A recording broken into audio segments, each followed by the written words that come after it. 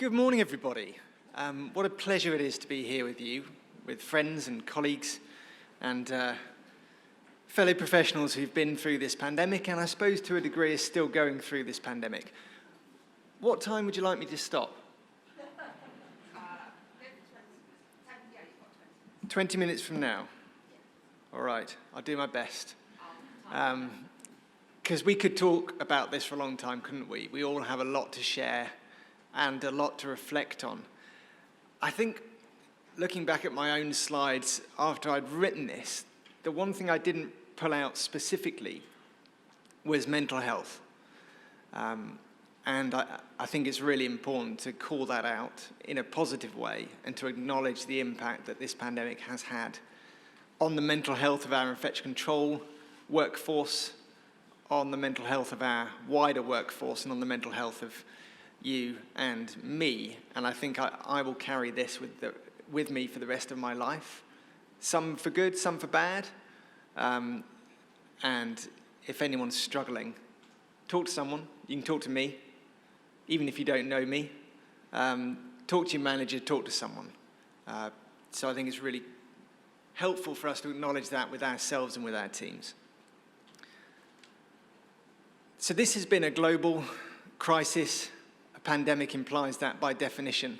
Oh, by the way, I had a bit of a crisis of confidence with the title of this talk because I was given the title, What Have We Learned from COVID? And I've written, What Have We Learned from COVID? I don't know if you noticed that or anyone. If anyone's bothered by that, please talk to me afterwards. I did think about it for quite a long time. So it's been a global issue. I will take an acute UK healthcare focus, but I'm really conscious that that's a very small sliver of the learnings from this pandemic. So what have we learned? These are the key areas that I think we can and should talk about. Personal protective equipment, I think, has been one of the most contentious and upsetting aspects of the pandemic. I think it's very interesting that the first thing that happened when the pandemic hit was we ran out of hand gel and out of PPE. And I think that's because people hadn't been using PPE and hand gel in the way that they always should have been. And I think it would be a tragedy if we returned to pre-pandemic use of PPE because it was hopeless. Our staff never did the sort of dynamic risk assessment of the patient in front of them or the task at hand when they were selecting the PPE to use during clinical care. And I think we have a great opportunity to try and go back to that. And I'm sure we've seen masks used in all sorts of ways. I remember I went down to ED one time and there was a member of staff with a surgical mask hanging off one ear and an FFP3 hanging off the other. And they were just toggling them as they moved into the different areas. And there's some logic in that. There wasn't a lot of hand hygiene in evidence. So we've learnt lots about PPE. We know that overuse of PPE is a really underrated high-risk practice, and doffing of PPE, the risks associated with that are really underrated. You'll have seen it. People come out of the red area, particularly in the first wave, hot, sweaty, PPE ripped off, just forgetting that that's the most risky time of the process. And anyone involved in high consequential infectious diseases knows how careful you need to be in the doffing stage of PPE. There's been huge discussion about which types of PPE to wear. I won't go into it now, there's no time. But not enough discussion about the safe and effective use of the PPE that we do decide to use. Lots of anxiety related to PPE. We somehow managed to launch a PPE support program in the first wave, which has been retained to this date, now in my previous organisation. But I know most acute centres had something similar, where staff were deployed to the front line just to be there, to talk about PPE, to support staff. And we did some applied research on the impact of the program, and it was really pleasing to see that PPE knowledge increased, PPE anxiety decreased, just by having somebody knowledgeable there to talk to. And my message with PPE is always, let's talk about the reasons why we're using and recommending the PPE that we're suggesting. And actually the best PPE helpers, as we called them, were the nuclear physicists who were used to working with radioactivity. They just completely got it. because they'd always been used to managing this risk of radioactive exposure, and that was very transferable to infectious diseases risk. And they explained it brilliantly and clearly and got people comfortable with the levels of PPE being recommended. I won't say we got everything right. I'm not sure that we did. It was a moving situation, and evidence has emerged and continues to emerge. But I think progress has been made. Transmission routes, huge controversy in this area. This was a schematic that I drew way before the pandemic when thinking about pandemic respiratory viruses. And I think I'm still largely happy with it, although the first cloud needs to have smaller droplets in it.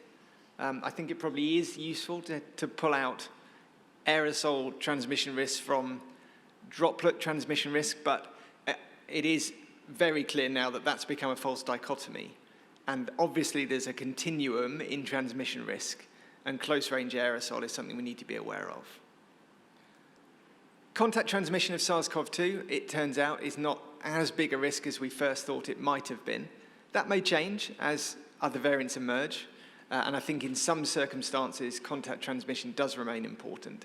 It's something that we looked at during the first wave. We got out there with our swabs and our air samplers, and we found actually, in hindsight, a really high proportion of sites, both in the air and surfaces, we could identify SARS-CoV-2 RNA, not culturable virus, but certainly SARS-CoV-2 RNA, and following the implementation of good infection control measures around staff testing, routine patient testing, that kind of thing, the levels of SARS-CoV-2 in air and surfaces was much reduced.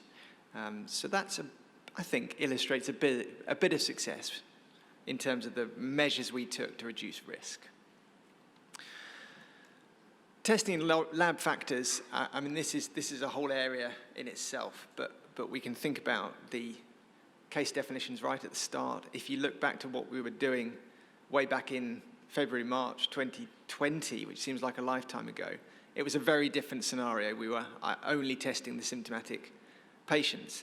And I think, to a degree, we've come back full circle in that the new approach to SARS-CoV-2, which I'm fully behind, is actually to get back towards that approach and treat it more like we treat influenza virus, which is being less concerned about asymptomatic infection and focusing more on symptomatic patients and vulnerable patients. Test availability was a problem. Test availability is a factor now, not so much availability, but more the healthcare economics around the COVID testing when we put that into line with the other testing that we need to fund and the impact of that. Staff testing has been a challenge throughout and is still moving in interesting directions. Variants of concern, we've all become familiar with, well, more familiar with the Greek alphabet. And it's going to carry on. We're going to roll right through. The variants will continue to come. I think we can anticipate continued reduction in severity of clinical disease and probable more increased transmissibility. That does seem to be the direction of travel of most pandemics. We can't be certain. We could be surprised, but that seems likely.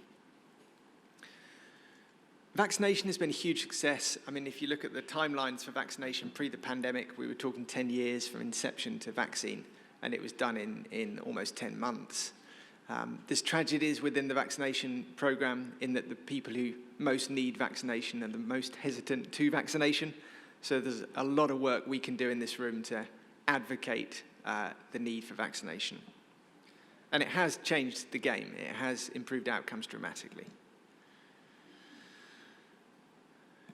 Organizational transformation, I was talking about this yesterday with a colleague. I actually remember the moment in the first wave when we saw the trajectory, we saw the numbers, we saw the proportion needing critical care, and we realized we're going to run out of ICU beds in next week. And so the organizational transformation began to become effectively a critical care center, as was the case in most big inner city hospitals. And that was an incredible and rather painful transition, but it was done, and we did get through. And it's not just the ICU surge, there's been a whole host of organizational transformation requirements that have been dictated by the pandemic. New pathways, stuffing and starting services, a new way of working between infection control and occupational health. The list goes on. Guidelines of policy development.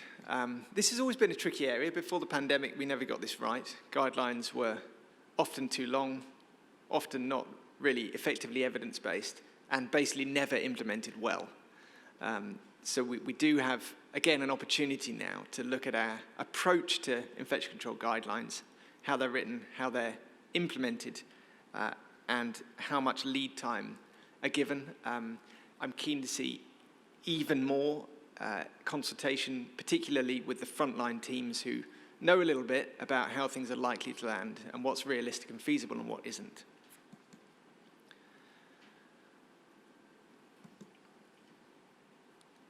So the regulatory framework in which we work has changed. The regulators have struggled to keep up with the pandemic as much as we have in the acute sector. But the integrated care systems that are in place, and effectively, I don't know actually whether they do replace the CCG. I'm confused, I'm sure everybody is, but have a bigger role in the sector level management of infectious disease. And that's a good thing, because we've talked with our neighbouring hospitals during the pandemic more than ever before, and I'm keen that dialogue continues. And there's a sense of strength in numbers and moving together on things related to COVID, but the wider aspects of infection control and stewardship is a helpful way forward. The regulators have had a difficult job of trying to set some acceptable standards of what's reasonable and what's not in terms of pandemic management and local decision making. From my point of view, it's been a fair balance, but I know others have felt either over-regulated or under-regulated, and it's a difficult trick from a regulator point of view.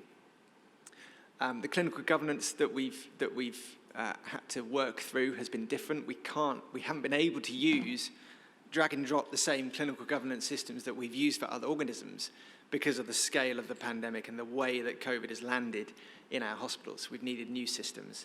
And many of you will have gone through various iterations of the board assurance framework, which I personally have found quite helpful. I mean, painful to do, obviously, but helpful because it's a tool that we can use to make sure that the key issues, according to us, are being recognised all through the organisation, particularly at the board level.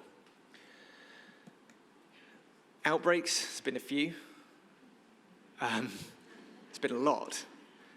And they've been challenging to identify, challenging to manage, and inevitable as the COVID has swept through the community. It's not been possible to stop outbreaks happening. But what we've been able to do is limit the spread and limit the harm and limit the impact. However, what is an outbreak of COVID has been quite hard to define. What's been the role of visitors and carers and staff in transmission dynamics? I mean, we do know a bit about staff involvement in IPC in hospitals with some organisms some of the time, norovirus, rotavirus, other viruses, TB, bacteria as well. But COVID has taken that to a completely different level where staff have been the focus of many outbreaks within the staff groups, but also impacting on patients and others. Whole genome sequencing has played a helpful role, I think. The other thing about COVID is with that rather long and troublesome incubation period, it's meant that we've needed to think in terms of clinical pathways rather than wards. It's quite often difficult to pin down an outbreak to ward A, when in fact the patient has been on ward A, B, C, D, E, and F during the potential incubation period, and contacts have been too many to number. So we've had to think about pathways in our outbreak management. I'm pretty sick of COVID. I don't know about everybody else. I'm sure we all are too. And now I think not only because we're sick of COVID, but it also feels like the right time to shift our focus onto the non-COVID pathogens and the indirect harms from the COVID measures that we have in place, and to look at what is the most effective and efficient way to manage our hospitals given the current situation before us with the pandemic. Water hygiene management has been a problem. As we've extended ICU care, the water hygiene systems have been strained to keep things safe. And trends in BSIs have been interesting, with some pathogens increasing that have been associated with in-hospital transmission, other pathogens decreasing that are perhaps due to patient vulnerabilities that have changed as the hospital population has changed. Antimicrobial stewardship should perhaps be one of our key focuses coming out of this pandemic. You can see here how the pandemic waves have matched interest in antibiotics in India, just as an illustration of how COVID has driven the antimicrobial resistance agenda. As Ron Daniels mentioned earlier, many patients with COVID infection have received antibiotics just in case, and that hasn't helped with the stewardship agenda in general.